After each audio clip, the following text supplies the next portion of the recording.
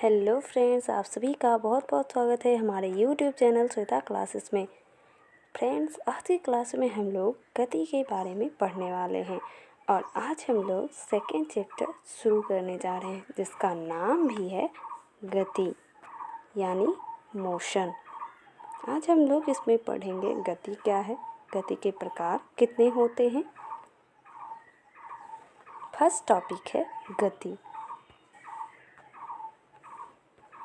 तो यदि किसी वस्तु की स्थिति अन्य वस्तुओं की अपेक्षा समय के साथ बदलती हो तो उस वस्तु को गति में कहा जाता है।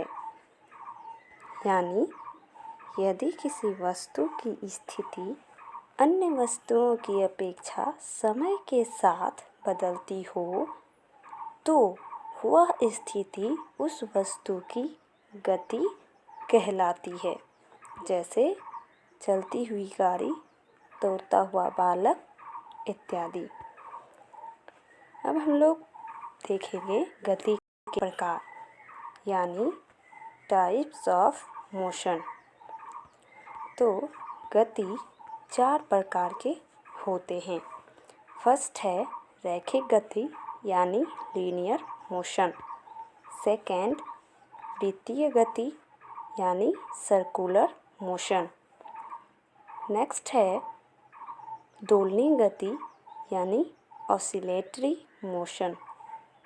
नेक्स्ट है आवर्त गति यानी पीरियोडिक मोशन।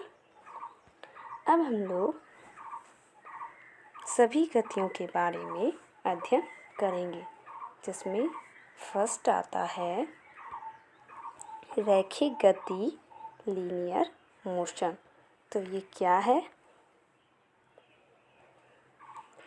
वैसी गति जिसमें वस्तु सीधी या वक्र रेखा पर चलती है उसे रैखिक गति कहते हैं।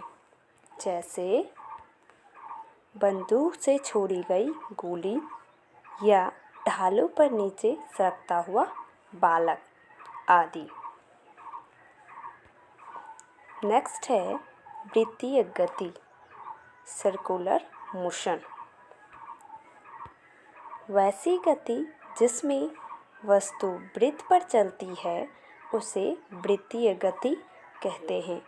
और हम लोग वृत्त के बारे में जानते हैं कि वृत्त जो है वो गोल होता है। तो वैसी गति जिसमें वस्तु वृत्त पर चलती है उसे वृत्तीय गति कहते हैं।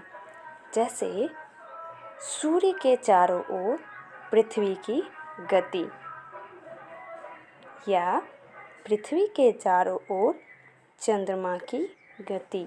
और सूर्य भी एक वृत्त के जैसा ही होता है, गोल।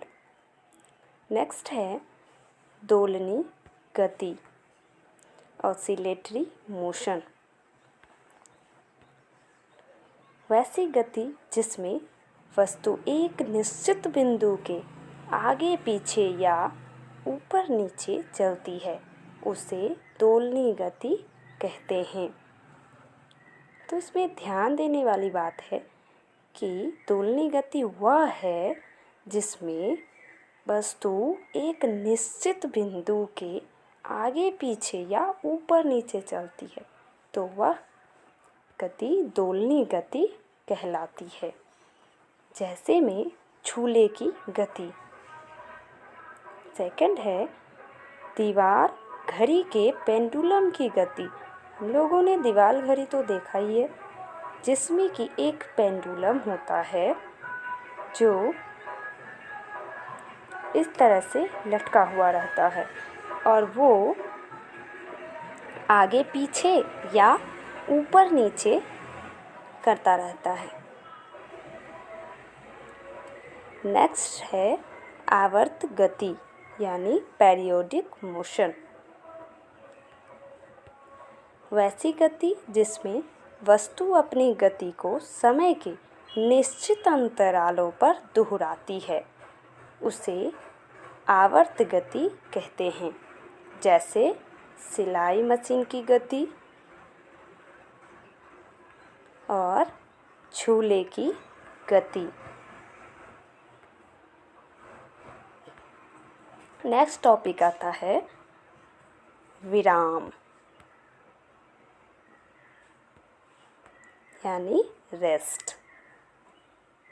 यदि किसी वस्तु की स्थिति अन्य वस्तुओं की अपेक्षा समय के साथ नहीं बदलती हो तो वह स्थिति उस वस्तु की विराम कहलाती है।